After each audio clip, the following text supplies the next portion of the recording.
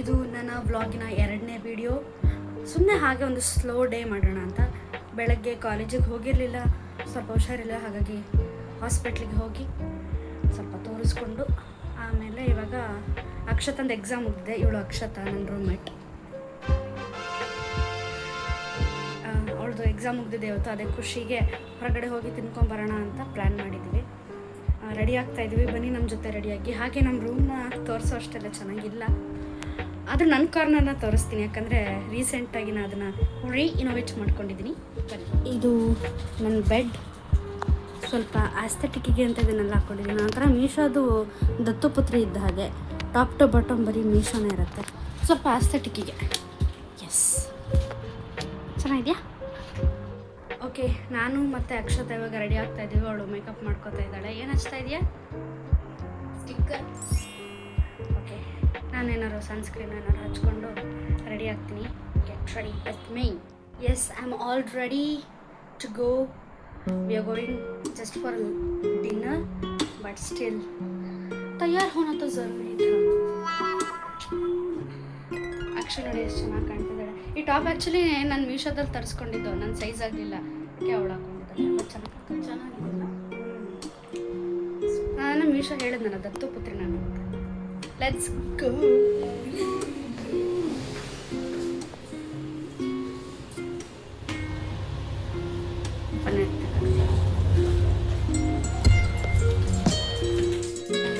ಯಾರು ನೋಡ್ಬೇಕು ಅಕ್ಷ? ಯಾರು ನೋಡೋದಿಲ್ಲ. ಫೈನ್. ಇಲ್ಲೇ ಪಾನಿಪುರಿ ತಿಂದ್ಬಿಟ್ರೆ ಹೊಟ್ಟೆ ತುಂಬಿಡುತ್ತೆ. ಫಸ್ಟ್ ಡಿನ್ನರ್ ಮಾಡ್ಕೊಂಡು ಆಮೇಲೆ ಪಾನಿಪುರಿ ತಿನ್ಬೇಕು. 7th ಪಾನಿಪುರಿ. ಸಣ್ಣ ವಯಸ್ಸಿಂದನೂ ನಾನು ನಮ್ಮ ಅಪ್ಪನ ಜೊತೆ ಬರ್ತಿದ್ದು ಇದೇ ವೆಜ್ ಫುಡ್ ಕೋರ್ಟ್ಗೆ. ಇದೊಂಥರ ಲೋಕಿ ಬಜೆಟಲ್ಲಿ ಇರೋಂಥ ಫುಡ್ ಕೋರ್ಟು. ತುಂಬ ಫೇವ್ರೇಟ್ ಈ ಜಾಗ. ಎಲ್ಲ ಥರದ್ದು ಸಿಗುತ್ತೆ. ಮತ್ತು ಇದು ಸ್ಪೆಷಲಿ ಈ 16ನೇ ಸ್ಟಾಲ್ ಪಡ್ಡು ಮತ್ತು ದೋಸೆ ಸಖತ್ ಇಷ್ಟ. ನನಗೂ ಅಷ್ಟೇ. ಇವಾಗ ಅಕ್ಷಗೂ ಫುಲ್ ಅದನ್ನೇ ಫೇವ್ರೇಟ್ ಮಾಡಿಸ್ಬಿಟ್ಟಿದ್ದೀನಿ. 3 ಸೆಟ್ ದೋಸೆ, ಅದಕ್ಕೆ ಕಾಂಪ್ಲಿಮೆಂಟ್ರಿ ಒಂದು ಪಡ್ಡು, 1 ಥರದ ಪಲ್ಯ, 2 ಥರ ಚಟ್ನಿ. ನೆಕ್ಸ್ಟು ನಾವು ಬಂದಿದ್ದು ತಿಂದ್ಕೊಂಡು ಈ ಬಾದಾಮ್ ಮಿಲ್ಕ್ ಶೇಕ್ ಅಲ್ಲ ಫಲೂದಾ. ಆಹಾ, ಎಷ್ಟು ಚೆನ್ನಾಗಿದೆ ಅಂದರೆ ಸ್ಯಾಟಿಸ್ಫ್ಯಾಕ್ಷನ್. ನೆಕ್ಸ್ಟ್ ನನ್ನ ಫೇವ್ರೆಟ್ ಪಾರ್ಟ್, ಪಾನಿಪೂರಿ, ಗೋಲ್ಗಪ್ಪ. ಇಲ್ಲಿ 7 ಥರದ ಪಾನಿಪುರಿ ಕೊಡ್ತಾರೆ. ಅಕ್ಷನ್ನು ಹೇಳ್ಕೊಂಡು ಬಂದಿದ್ದೀನಿ. ಅವಳೇ ಹೇಳಿದ್ದು ಕರ್ಕೊಂಡು ಫ್ಲೇವರ್ಸಲ್ಲಿ ಇದೊಂದು ರಾಜವಾಡಿಗೆ ನನ್ನ ಫೇವ್ರೇಟು. ರೆಗ್ಯುಲರು, ಗಾರ್ಲಿಕ್ಕು, ಪುದೀನ ಮತ್ತು ಜಲ್ಜೀರ. ರಾಜವಾಡಿ ಯಾಕೆ ಫೇವ್ರೇಟ್ ಅಂದರೆ ಅದ್ರ ಮೊಸರು ಸಹ ಹಾಕಿರ್ತಾರೆ. ಹಾಗಾಗಿ ಇಷ್ಟಪಡ್ತೀನಿ. ಅನ್ನೋ ಲೆಟರ್ ಬಡ್ಕೊತಾ ಇದೆ. ಇನ್ನೂ ಕಾರ್ಯಕ್ರಮನ ಮುಗಿಸಿ ನಾವು ಬಂದಿದ್ದು ಅಂಬಿಕಾ ನಾವೆಲ್ಟೀಸ್ಗೆ. ಇಲ್ಲಿ ನನಗೆ ಸ್ಟಿಕ್ಕರ್ ಖಾಲಿಯಾಗಿತ್ತು. ನಾನು ಯೂಶ್ವಲಿ ನಾಮ ತರೆದಿಡ್ತೀನಿ. ಇದು ಇತ್ತೀಚೆಗೆ ಸ್ಟಾರ್ಟ್ ಆಗಿರೋದು, ಈ ಅಕ್ಷತಾ ಕಲಿಸಿರೋದು. ಅದಾದಮೇಲೆ ಕ್ಲಿಪ್ಸ್ಗಳನ್ನು ಫ್ಯಾಸಿನೇಟಿಂಗ್ ಆಗಿತ್ತು. ಕ್ಲಿಪ್ಸ್ಗಳನ್ನೆಲ್ಲ ತೊಗೊಂಡು, ಸ್ಟಿಕ್ಕರ್ನ ತಗೊಂಡು ಮತ್ತು ಶಾಂಪೂನೆಲ್ಲ ತೊಗೊಂಡು ವಾಪಸ್ ಬರ್ತಾ ಇದ್ವಿ. ಯಾರಾದ್ರು ನೋಡ್ತಾರೆ ಅಂತ ಇನ್ನೂ ಹಾಸ್ಟೆಲ್ ಗೇಟ್ ಹಾಕಿರಲಿಲ್ಲ, ತೆಗೆದೇ ಇತ್ತು. 10 ಗಂಟೆ ಆಗೋಗಿತ್ತು. ಹೆದರಿಕೆ ಪಡ್ಕೊಂಡು ಯಾರಿಗೂ ಕಾಣಬಾರ್ದು ಅಂತ ಅಂದ್ಬಿಟ್ಟು ಬರ್ತಾ ಇದ್ದೀವಿ. ಈಗ ಏನಂತಂದರೆ ನೋಡುವಂಥ ಸಮಯ.